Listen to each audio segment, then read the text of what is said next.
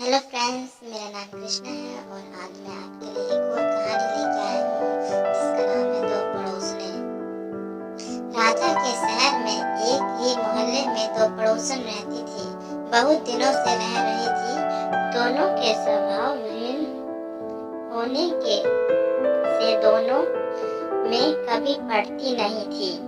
उसमें एक गुणवत्ता और सरल स्वभाव की थी, परंतु दूसरी खोटी और कलियारी थी। उनका मन मुटाव का खास यही कारण था, वह एक दूसरे को सहन नहीं कर पाती। झगड़ालू स्त्री हमेशा सरल स्वभाव वाली स्त्री की हंसी उड़ाया करती थी। जब वह किसी तरह भी सरल स्वभाव वाली स्त्री को दबा ना सकी तो एक दिन उसने एक भयंकर षड्यंत्र रचा डाला। फिर उसने अपने छोटे बच्चों को मार डाला। चुपके से उसकी लाश भली औरत के घर में रख आई। फिर वह रोती बिलखती हुई बादशाह के दरबार में पहुंच गई। खोजा उस समय बादशाह का सलाहकार था। बादशाह ने खोजा से कहा, उनका इंसाफ करे। खोजा ने सबसे पहले सरल स्वभाव वाली स्त्री को दरबार में बुलाया, जिस पर वह क्रूर स्त्री ने अपने बच्चे को मार देने का इल्जाम लगाया था।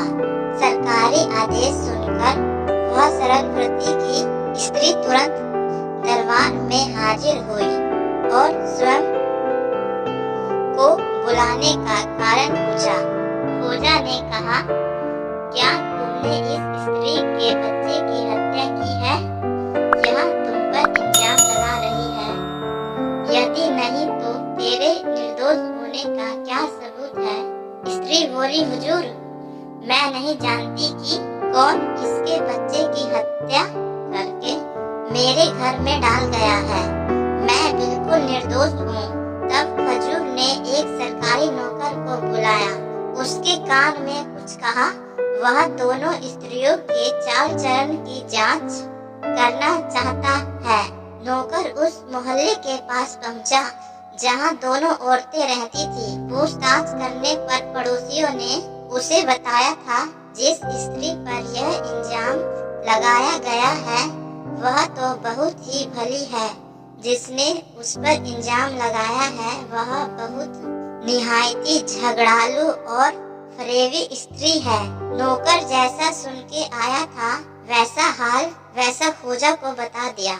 सच झूठ की पहचान के लिए खोजा ने एक तरकीब निकाली। भली स्त्री को बुलाया और पूछा, जमुना, सचमुच इस औरत के बच्चे की हत्या नहीं की तो अपना सारा लिबास उतार कर चुपचाप एक कोने में खड़ी हो जाओ। यह सुनकर वह स्त्री बोली, हुजूर, मैं चाहे कल की जगह आज ही क्यों ना मर जाऊं, पर मैं कपड़े कभी नहीं निकालूंगी। मैं मरने से उतना नहीं डरती जितना कि निर्लज्जा से। तब खोजा ने उसे जाने को कहा। दूसरी स्त्री को बुलाओ और पूछा, यदि तुम जानती हो कि सचमुच इसी ने तेरे बच्चे की हत्या की है तो इस दरबार में अपनी पोशाक उतार कर नंगी एक कोने में खड़ी हो जाओ। इस बात पर तो वह तुरंत नंगी हो गई और खड़ी हो गई। कपड़े उतार ही रही थी कि खोजा को बहुत ही शर्मिंदगी महसूस हुई। उस स्त्री को अपनी पोशाक उतारने से रोका। उससे यह निश्चय हो गया था कि इस दुष्ट ने ही अपने बेटे की हत्या की है। सिपाहियों को उस स्त्री को पीटने का आदेश दिया गया। जब उसके दोनों हाथ पांव बांध गया और सिपाही उसे पीटने को तैयार ही हुए तो उस स्त्री के होश ठिकाने आए। उसने तुरंत अपना गुनाह कबूल कर लिया। बादशाह को उस दुष्ट स्त्री की करतूत पर बड़ा आश्चर्य हुआ। बादशाह ने कहा कि इस स्त्री को कारागार में डाल दो। सिपाही से दूसरी स्त्री को बादशाह ने बुलाया, पुरस्कार देकर उसे विदा कर दिया। दोस्तों, हमें भी हमेशा सत्य का ही साथ देना चाहिए। अगर हम दूसरों का बुरा करेंगे तो कभी हमारा भी बुरा होगा।